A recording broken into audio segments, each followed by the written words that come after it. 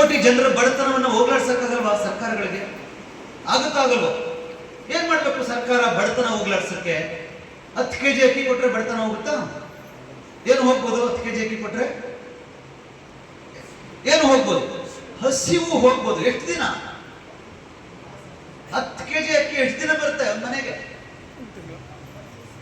10 ದಿವಸನ sir. ಪಾಪ ಒಂದು ಮನೆಯಲ್ಲಿ 5-6 ಜನ ಇದ್ರೆ ಒಂದ್ ದಿನಕ್ಕೆ 1 kg ಅಕ್ಕಿ ಬೇಯಬೇಕು. ನೀವೆಲ್ಲ ರೊಟ್ಟಿ ತಿಂತೀರಿ, 5 ದಿನ ಬರ್ತದೆ. 5 ದಿನದ ಹಸಿವು ನೀಗಿಸೋದಲ್ಲ ಸರ್ಕಾರದ ಕೆಲಸ. ಸರ್ಕಾರದ ಕೆಲಸ ಬಡತನನೇ ಹೋಗ್ಲಾಡಿಸ್ಬೇಕು. ಬಡತನ ಹೋಗ್ಲಾಡಿಸೋದು ಅಂದ್ರೆ ಏನು? ಊಟಕ್ಕೆ ನಮ್ಗೆ ಕಷ್ಟ ಅಂದವ್ರು ತಾನೇ ಹೋಗ್ಬಿಟ್ಟು ಸೊಸೈಟಿ ಮುಂದೆ ಅಕ್ಕಿ ಕೊಡಿ ಅಂತ ನಿಂತ್ಕೋತೀವಿ. ಒಂದು ದೇಶದ ಪ್ರಜೆ ತನಗೆ ಊಟಕ್ಕೆ ಕಷ್ಟ ಅಂತ ಪರದಾಡಬಾರ್ದು. ಆ ರೀತಿ ಸಂವಿಧಾನದಲ್ಲಿ ಕಾನೂನನ್ನ ಬಾಬಾ ಸಾಹೇಬ್ ಅಂಬೇಡ್ಕರ್ ಬರೆದಿಟ್ಟಿದ್ದಾರೆ. ಈ ದೇಶದ ಮುಸಲ್ಮಾನ ಇರಲಿ, ಕ್ರೈಸ್ತ ಇರಲಿ, OBC ಇರಲಿ, ST ಇರಲಿ, ST ಇರಲಿ, ಈ ದೇಶದ ಜನ ಯಾರು ಕೂಡ ಬಡತನದಿಂದ ನರಳಬಾರದು. ಬಡತನದಿಂದ ನರಳಬಾರದು ಅಂದ್ರೆ ಏನ್ ಮಾಡ್ಬೇಕು? ಸುಮ್ಮನೆ ಹೇಳಿ.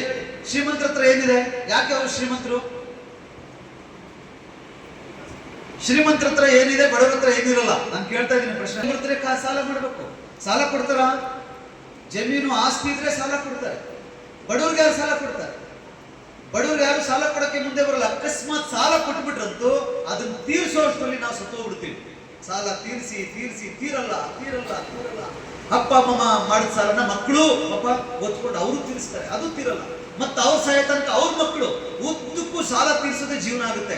ಇದನ್ನ ಯಾವ್ದಾದ್ರು ಸರ್ಕಾರ, ಮಾನ ಮರ್ಯಾದೆ ಇರೋ ಸರ್ಕಾರ ಯಾವ್ದಾದ್ರು, ತನ್ನ ದೇಶದ ಪ್ರಜೆಗಳು ಇಷ್ಟು ಕಷ್ಟಪಡ್ಬೇಕಾದ್ರೆ ನಾವು ದಲಿತರ ಪರ, ನಾವು ಮುಸಲ್ಮಾನರ ಪರ ಅಂತ ಪೋಸ್ ಕೊಡುವಂತ ಸರ್ಕಾರಕ್ಕೆ ಈ 60-65 ವರ್ಷ ಆಳ್ವಿಕೆ ಮಾಡಿದೆ ಈ ದೇಶವನ್ನ. ಆಫ್ಟರ್ ಆಲ್ ಒಂದು ಬಡತನವನ್ನ ಹೋಗ್ಲಾಡಿಸಿಲ್ಲ ಈ ಕಾಂಗ್ರೆಸ್ ಅವರು. ಆದ್ರೆ ಅವ್ರಿಗೆ ದಲಿತರು ಓಟು ಬೇಕು, ಮುಸಲ್ಮಾನರು ಓಟು ಬೇಕು. ಅರ್ಥ ಆಗ್ತಾ ಇದೆಯಾ? ಅಂದ್ರೆ ವೆರಿ ಸಿಂಪಲ್. ಈ ದೇಶದಲ್ಲಿ ಎಷ್ಟು ಆಸ್ತಿ ಇದೆ, ಭೂಮಿ ಇದೆಯಲ್ಲ, ಭೂಮಿ ಇಲ್ಲಿ ಕೂತಿರೋರಿಗೆ ಎಷ್ಟು ಜನಕ್ಕೆ 10 ಎಕರೆ ಭೂಮಿ ಇದೆ? ಕೈ ಐತೆ? ಒಂದು 10 ಎಕರೆ ಭೂಮಿ ಇಟ್ಕೊಂಡಿದೀವಿ ಏನಾರು? ಒಂದು ಕೈ ಇಲ್ಲ ತಾಯಿ. ನೋಡಿ ಒಬ್ಬರಿದ್ದಾರೆ, ಬಂದಿದ್ದಾರೆ, ನಾರಾಯಣ. 10 ಎಕರೆ ಭೂಮಿ ಇದೆ ನಾರಾಯಣ ಅಂತ. ಇನ್ನು ಉಳಿದವ್ರಿಗೆ ಯಾರಿಗೂ ಇಲ್ಲ. ಇದೇ ಕತೆ. ಇಂಡಿಯಾ ದೇಶದಲ್ಲಿ 100 ಜನ ಕೂರಿಸ್ಬಿಟ್ಟು 10 ಎಕರೆ ಭೂಮಿ ಯಾರ ಹತ್ರ ಇದೆ ಅಂದ್ರೆ ಒಬ್ಬರೇ ಕೈ ಎತ್ತದೆ, ಅಥವಾ ಒಬ್ರು ಎತ್ತಲ್ಲ. ನಿಜಾನ? 25 ಎಕರೆ ಯಾರಿಗಿದೆ ನೋಡಿ? ನಾರಾಯಣರು ಕೈ ಎತ್ತಕ್ಕಾಗಲ್ಲ ಈಗ. ಯಾಕೆ? 10 ಎಕರೆ. 25 ಎಕರೆ ಇರೋರಿಗೆ ಕಂಪೇರ್ ಮಾಡಿದವರು ಬಡವರ ಶ್ರೀಮಂತರ? ಬಡವರು. ದೇವೇಗೌಡರ ಹತ್ರ 1,500 ಎಕರೆ ಭೂಮಿ ಇದೆ, ಹೌದಾ?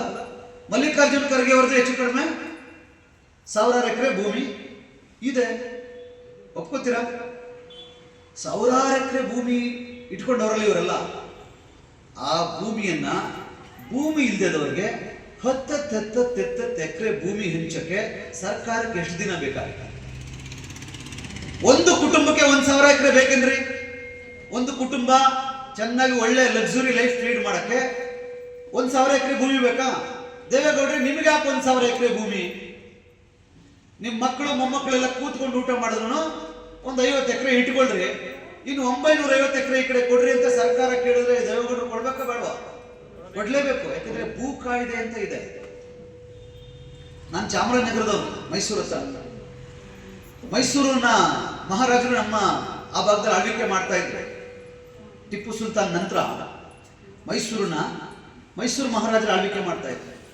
ಮೈಸೂರು ಮಹಾರಾಜರು ನಮ್ಮ ಹಳ್ಳಿಯನ್ನು ಸೇರಿಸ್ಕೊಂಡಂಗೆ 5,000 ಎಕರೆಯನ್ನ ಜನಗಳಿಗೆ ಬಿಟ್ಕೊಟ್ಬಿಟ್ರು. ಮನೆ ಕಟ್ಕೊಳ್ರಿ, ಹೊಲ ಗಿಲ ಗದ್ದೆ ಮಾಡ್ಕೊಂಡು ಜೀವನ ಮಾಡ್ರಿ.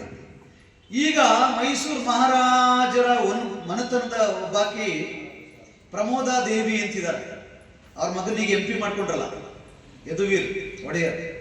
ಆ ಯದುವೀರ್ ಒಡೆಯರ್ ತಾಯಿ ಮೊನ್ನೆ 4 ದಿನದಿಂದ ಚಾಮರಾಜನಗರಕ್ಕೆ ಹೋಗ್ಬಿಟ್ಟು DC-ಗೆ ಒಂದು ಲೆಟರ್ ಕೊಟ್ಟಿದ್ದಾರೆ. ಏನಂತಂದ್ರೆ 1951ಕ್ಕೂ ಮುಂಚೆ ನಮ್ಮ ಮೈಸೂರು ರಾಜರ ಮನೆತನದವರು ಇವರಿಗೆ ಹೆಚ್ಚು ಕಡಿಮೆ 5,000 ಭೂಮಿ ಕೊಟ್ಬಿಟ್ಟು 5,000 ಎಕರೆ ಭೂಮಿ ಕೊಟ್ಬಿಟ್ಟಿದ್ದಾರೆ. ಇದನ್ನ ವಾಪಸ್ ನಮ್ಗೆ ಮೈಸೂರಿನ ಮನೆತನ ಕೊಡಿಸ್ಕೊಡ್ರಿ ಅಂತ. ಈಗ ಇಲ್ಲಿ ಹೋಗಿ ಅದಕ್ಕೆ ಒಂದು ಹೋರಾಟ ಶುರು ಮಾಡ್ಬೇಕು. ಬಟ್ ಏನಂದ್ರೆ ಭೂಮಿ ಇರೋರೇನೆ ಸರ್ಕಾರದ ಮುಂದೆ ಹೋಗಿ ಏನ್ ಕೇಳ್ತಾ ಇದ್ದಾರೆ? ಈಗ ಮೈಸೂರು ಮಹಾರಾಣಿಗೆ ಹೊಟ್ಟೆಗೆ ಇಟ್ಟಿಲ್ವಾ? ಊಟ ಇಲ್ವಾ? ಅವ್ರಿಗೆ ಹಾಕೊಳ್ಳಕ್ಕೆ ಬಟ್ಟೆ ಇಲ್ವಾ? ಇರಕ್ಕೆ ಮನೆ ಇಲ್ವಾ? ಮೈಸೂರಲ್ಲೊಂದು ಅರಮನೆ ಇದೆ, ಬೆಂಗಳೂರಲ್ಲೊಂದು ಅರಮನೆ ಇದೆ, ಇಡೀ ರಾಜ್ಯದಲ್ಲಿ ಸಾವಿರಾರು ಎಕರೆ ಭೂಮಿ ಆಲ್ರೆಡಿ ಇದೆ. ಈ ಬೇರೆ ಬೇರೆ ದೇಶಗಳಲ್ಲಿ ಅವರು ಭೂಮಿಯನ್ನು ಹೊಂದಿದ್ದಾರೆ, ಚಿನ್ನ ಬಣ್ಣ ಕೆಜಿಗಳ ಗಟ್ಟಲೆ ಇಟ್ಕೊಂಡಿದ್ದಾರೆ. ಇರೋದು ಒಬ್ಬನೇ ಮಗ. ಎಷ್ಟು ಬೇಕವ ಅವ್ರಿಗೆ? ಎಷ್ಟು ಬೇಕು ತಾಯಿಯವ್ರಿಗೆ? ಇರೋದು ಇಟ್ಕೊಂಡು ಏನ್ ಕೇಳ್ತಾ ಇದ್ದಾರೆ ಅವರು? ಈ 5,000 ಎಕರೆ ಭೂಮಿ ಇದೆಯಲ್ಲ, ಇದನ್ನು ನಮ್ಮ ರಾಜರು ಆ ಕಾಲದಲ್ಲಿ ಕೊಟ್ಟಿದ್ರು, ಈಗ ನಮ್ಗೆ ಅದನ್ನ ಖಾತಾ ಮಾಡ್ಕೊಡ್ರಿ ಅಂತ ಕೇಳ್ತಾ ಇದ್ದಾರೆ. ಈಗ ಅವ್ರು ಖಾತಾ ಮಾಡ್ಕೊಡ್ಬೇಕಾ? ಈ ಭೂಮಿ ಯಾರ ಹತ್ರ ಇದೆಯೋ ಅದನ್ನ ತಗೊಂಡು ಭೂಮಿ ಇಲ್ಲದವ್ರು ಹಂಚಬೇಕು. ಇದು ಒಂದು ದಾರಿ. ಎರಡನೇದೇನು ಅಂದ್ರೆ ಸರ್ಕಾರಿ ಗೋಮಾಳ ಅಂತ ಲಕ್ಷಾಂತರ ಎಕರೆ ಭೂಮಿ ಇದೆ. ಸರ್ಕಾರದ ಭೂಮಿ, ಸರ್ಕಾರದ ಭೂಮಿ, ಸರ್ಕಾರದ ಭೂಮಿ. ಅದನ್ನ ಯಾವನೋ ಎಮ್.ಎಲ್.ಎ ನೋ, ಎಂ.ಪಿ.ನೋ, ಮಿನಿಸ್ಟ್ರೋ ಯಾವತ್ತೋ ಒಂದಿನ ಹೊಡ್ಕೋತಾನೆ. ಅದಕ್ಕೂ ಮುಂಚೆ ಏನ್ ಮಾಡ್ಬೇಕು? ಮಾಯಾವತಿ ಮೇಡಮ್ ಅವರು CM ಆಗಿದ್ದಾಗ ಜೋ ಸರ್ಕಾರಿ ಭೂಮಿ ಹೇ ಓ ಅಮಾರ ಹೇ ಅಂತ ಕಾನೂನು ಮಾಡ್ತಾರೆ. ಕಾನೂನು ಹೆಸರೇನು? ಜೋ ಸರ್ಕಾರಿ ಭೂಮಿ ಹೇ ಓ ಅಮಾರ ಹೇ. ಯಾವ್ದು ಸರ್ಕಾರಿ ಭೂಮಿ ಇರ್ತದೋ ಅದು ಯಾರ್ದು? ಅಮಾರ ಅಂದ್ರೆ ಯಾರ್ದು? ಜನಗಳ ಭೂಮಿ. DC ಕರೆದ್ರು, ತಹಸೀಲ್ದಾರ್ ಕರೆದ್ರು, ನೋಡಪ್ಪ ನಿನ್ನ ವ್ಯಾಪ್ತಿನಲ್ಲಿ ಎಷ್ಟು ಸರ್ಕಾರಿ ಭೂಮಿ ಇರ್ತದೆ ಲೆಕ್ಕ ಹಾಕೊಂಡ್ ಬಾ, ಎಷ್ಟು ಕುಟುಂಬಗಳಿಗೆ ಭೂಮಿ ಇಲ್ಲ ಲೆಕ್ಕ ಹಾಕೊಂಡ್ ಬಾ. ಯಾವುದೇ ಜಾತಿಯವರಾಗಿರ್ಲಿ, ಅವರು ಯಾವುದೇ ಧರ್ಮದವರಾಗಿರ್ಲಿ, ಭೂಮಿ ಇಲ್ಲದೆ ಪಾಪ ಯಾರು ನರಳಬಾರ್ದು. ಅವ್ರ ಭೂಮಿ ಇಲ್ಲ ಅಂದ್ರೆ ನಿಮ್ಮ ಜಿಲ್ಲೆನಲ್ಲಿ ಎಷ್ಟು ಭೂಮಿ ಇದೆ ಅದನ್ನ ಭೂಮಿ ಇಲ್ಲದವ್ರಿಗೆ ಕನಿಷ್ಠ 3 ಎಕರೆ ಭೂಮಿ ಕೊಟ್ಟು ಪಾಣಿ ಪಟ್ಟ ಮಾಡಿಸ್ಕೊಟ್ಟು ಅವ್ರ ಭೂಮಿ ಹಂಗಾದ್ರೆ ಭೂಮಿ ಕೊಡ್ಬೇಕು ಅಂದ್ರೆ ಹೆಂಗೆ? ಅಪ್ಲೈ ಮಾಡ್ಕೊಳ್ಳಿ ಅನ್ನೋದಲ್ಲ, ಅಪ್ಲೈ ಮಾಡ್ಕೊಳ್ಳೋದಲ್ಲ. ಅಪ್ಲೈ ಮಾಡಿದ್ರೆ ಹೆಂಗೆ? ಈಗ ಅಪ್ಲೈ ಮಾಡೋದು ಹೆಂಗೆ? ಭೂಮಿ ಬೇಕು ಅಂದ್ರೆ ಅಪ್ಲೈ ಮಾಡೋದು ಹೆಂಗೆ? ಆನ್ಲೈನ್ ಅಪ್ಲಿಕೇಶನ್ ಅಂತಾರೆ. ನಮ್ಮ ಅವ್ವ ಅಪ್ಪ ಅನಕ್ಷರಸ್ಥರು ಆನ್ಲೈನ್ ಅಪ್ಲೈ ಮಾಡಕ್ಕಾಗುತ್ತಾ? ಆನ್ಲೈನ್ ಅಪ್ಲೈ ಮಾಡಕ್ಕಾಗುತ್ತಾ? ಅಪ್ಲೈ ಮಾಡದೆ ಗೊತ್ತಾಗಲ್ಲ. ಆಯ್ತು, ಆನ್ಲೈನ್ ಅಲ್ಲಿ ಅಪ್ಲೈ ಮಾಡ್ಬೇಕು ಅಂದ್ರೆ